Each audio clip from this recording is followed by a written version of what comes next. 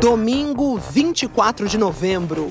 Exclusivo, o Fantástico começa com os áudios da investigação de uma trama golpista revelada esta semana. Tem que debater o que vai ser feito. Força aqui de preto. Mensagens trocadas entre militares de alta patente que planejavam tomar o poder no país depois das eleições de 2022. Vamos nessa, tô pronto. Força. Segundo a Polícia Federal, uma conspiração para matar o presidente Lula, o vice Geraldo Alckmin e o ministro do STF, Alexandre de Moraes. Neste corredor ficava o gabinete da Secretaria-Geral da Presidência da República dentro do Palácio do Planalto. Segundo a Polícia Federal, no fim de 2022, conspiradores prepararam neste gabinete uma investida contra a democracia brasileira. Mário Fernandes, general da reserva e número 2 da Secretaria-Geral da Presidência, usou a impressora do gabinete. E o que surgiu, revela a investigação, foi uma trama de morte para dar um golpe de Estado. O plano, punhal verde e amarelo. Qualquer solução, Caveira, tu sabe que ela não vai acontecer sem quebrar ovos, né? Sem quebrar cristais. A investigação afirma foi Mário Fernandes quem elaborou o documento. Levou no mesmo dia uma cópia até o Palácio da Alvorada, onde estava o então presidente Bolsonaro. A data, 9 de novembro de 2022, 10 dias depois do segundo turno da eleição, vencida por Lula.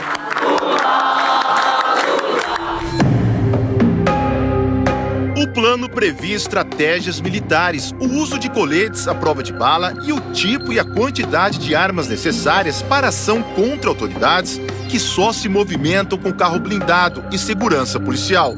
Como uma metralhadora assim que dispara 800 tiros por minuto. Um lança-granada com 4 granadas que atinge alvos a 400 metros de distância. E um lança-rojão que consegue parar até um tanque de guerra. O planejamento cita 3 alvos de assassinato com codinomes: Jeca, Joca e Juca. Para a PF, Jeca é o presidente da República Luiz Inácio Lula da Silva. Joca, o vice-presidente Geraldo Alckmin. A polícia ainda não sabe quem é Juca. O ministro do Supremo Tribunal Federal, Alexandre de Moraes, não tem apelido no documento, nem é citado nominalmente. Mas os investigadores afirmam que ele era o principal alvo. O ministro poderia ter sido vítima de sequestro, prisão arbitrária e até assassinato, segundo a PF. Além do general da reserva, Mário Fernandes, a PF diz que o planejamento também teve envolvimento direto de outros militares de alta patente. O Fantástico teve acesso a 55 áudios da investigação, todos exclusivos. Mário Fernandes se mostra exaltado em várias conversas, fala dezenas de palavrões. Tá na cara que houve fraude, pô. Não dá mais pra gente aguentar esta p... Tá f... Nesse áudio de 4 de novembro de 2022, ele alega sem provas que houve fraude na eleição. Pessoas próximas a Mário Fernandes e oficiais do Exército responderam assim. Tô pedindo a Deus para que o presidente tome uma ação enérgica e vamos sim pro Vale Tudo. Eu tô pronto a morrer por isso. O presidente ele tem que fazer uma reunião petit comitê. Esse pessoal acima da linha da ética não pode estar nessa reunião. Tem que ser a rataria. Tem que debater o que vai ser feito. A Polícia Federal diz que o plano punhal verde e amarelo detalha as estratégias do ataque ao ministro Alexandre de Moraes, como a realização de um levantamento prévio da movimentação dele, com horários e itinerários, e das agendas oficial e pessoal. O plano também estipula a demanda, a quantidade de pessoas necessárias para o atentado. No mínimo, 2 equipes com 2 homens cada, e outras 2 com 1 homem. E um telefone descartável para cada uma dessas 6 pessoas. Segundo a Polícia Federal, um dos 6 responsáveis pela execução do plano é o tenente-coronel Rafael Martins de Oliveira, integrante dos Kids Pretos, um grupo de operações especiais do Exército. A investigação revelou que os executores do plano tinham um grupo no aplicativo de mensagens chamado Copa 2022. Que compraram chips de celular em nome de outras pessoas e, para dificultar ainda mais a identificação, se chamavam por países: Alemanha, Argentina, Brasil, Áustria, Gana e Japão. E que Japão era o tenente-coronel Rafael Martins de Oliveira. De acordo com a Polícia Federal, o primeiro alvo do ataque seria Alexandre de Moraes. Na época, ele era presidente do TSE, o Tribunal Superior Eleitoral, e, segundo a PF, passou a ter os passos monitorados pelo grupo. Por exemplo, no dia 23 de novembro, das 6h19 da tarde até 10h30 da noite, Rafael ficou perto da residência funcional do ministro. No dia seguinte, 24 de novembro, Rafael Martins de Oliveira se envolveu num acidente nesse trecho da BR-060. Tinha chovido e a pista estava escorregadia. Um carro bateu na traseira do veículo do militar. Nada grave, mas o que o motorista que provocou o acidente não imaginava é que o nome dele apareceria nas investigações. No local do acidente, o militar tirou esta foto que mostra a carteira de habilitação do motorista, alegando que precisava da imagem para acionar o seguro. Os dados desse documento serviriam para registrar um dos chips de celular usados no monitoramento do ministro. A fraude passaria despercebida se não fossem esses dedos que aparecem na foto. O sistema, ele nos trouxe um rol de candidatos, então, à medida que o papiloscopista foi realizando a comparação morfológica, ele chegou na identificação daquela impressão digital. Era mesmo de Rafael Martins de Oliveira. As investigações concluíram que foi assim, usando um telefone em nome de alguém que não tinha nada a ver com a história, que o militar partiu para o passo seguinte do plano. Era dezembro de 2022. Apoiadores radicais de Jair Bolsonaro estavam concentrados em frente a quartéis do Exército. Muitos pediam um golpe de Estado. Nem que seja para inflamar a massa, para que ela se mantenha nas ruas. Segundo os investigadores, acampamentos faziam parte de um movimento orquestrado principalmente por militares. O general Mário Fernandes se comunicava frequentemente com alguns líderes desses grupos.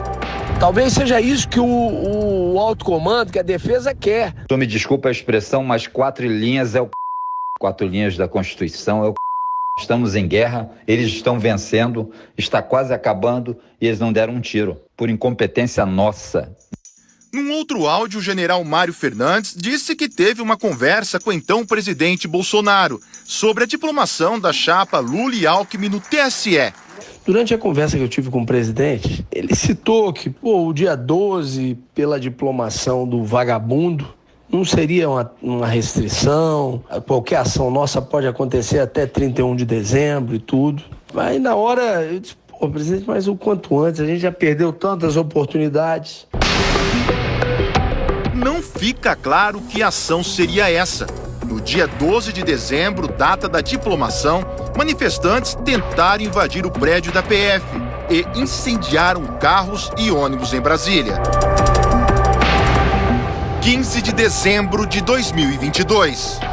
Segundo a Polícia Federal, nesse dia, as mensagens trocadas entre os integrantes do Grupo Copa 2022 demonstram que os investigados estavam em campo, divididos em locais específicos para, possivelmente, executar ações para prender Alexandre de Moraes.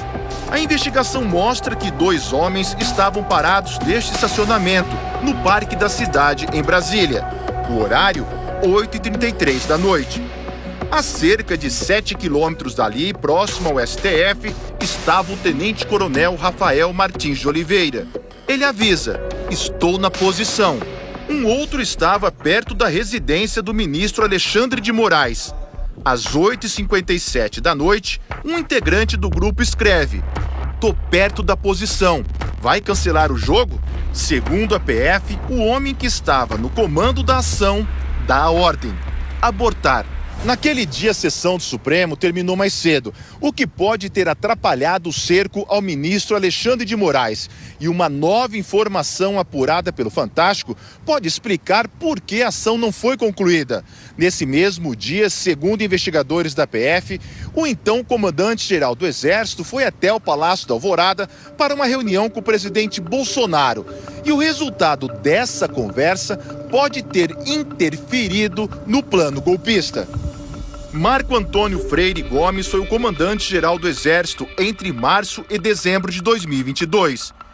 Ele disse em depoimento à PF que se recorda de ter participado de reuniões no Palácio da Alvorada e que sempre deixou claro que não participaria de qualquer ato para reverter o processo eleitoral.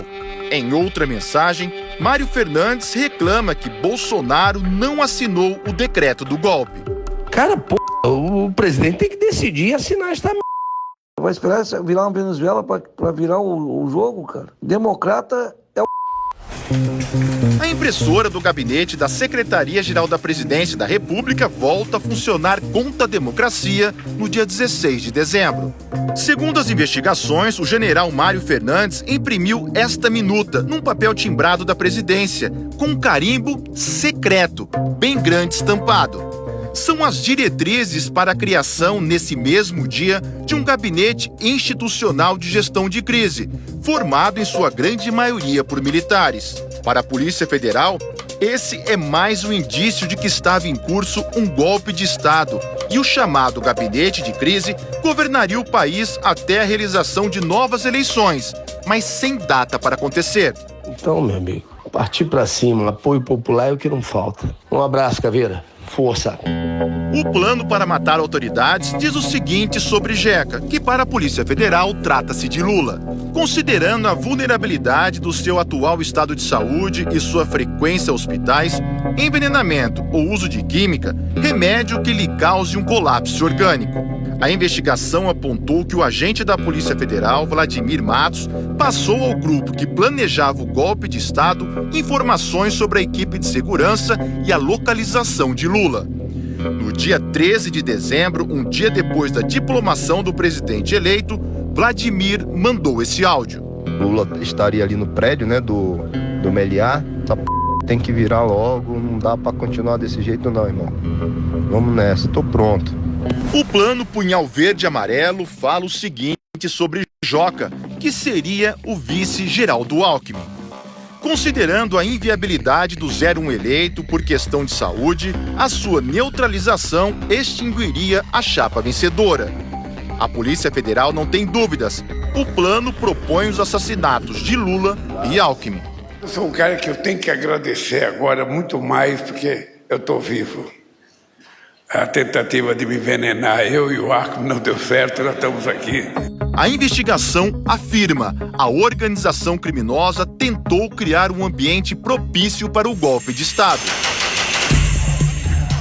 E que os fatos investigados levaram ao dia 8 de janeiro de 2023, quando radicais invadiram e depredaram as sedes dos três poderes.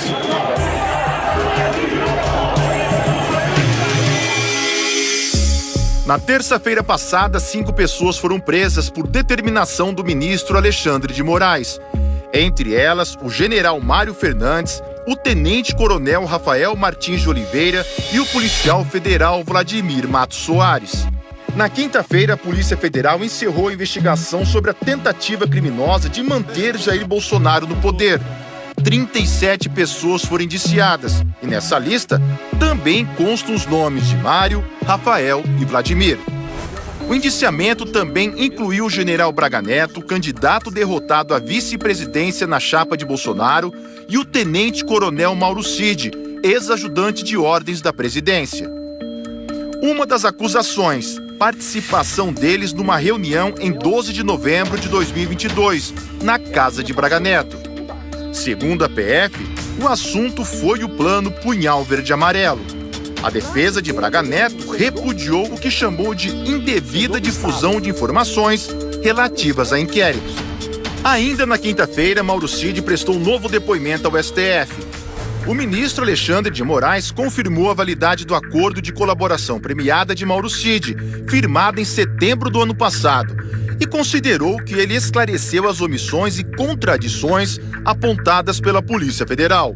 A defesa disse que o ex-ajudante de ordens continua em liberdade sob a condição de não sair de Brasília.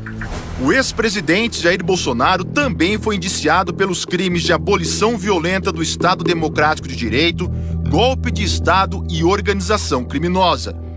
Durante a semana, ele reproduziu trechos de uma entrevista que deu ao site Metrópolis. disse: o ministro Alexandre de Moraes conduz todo o inquérito, ajusta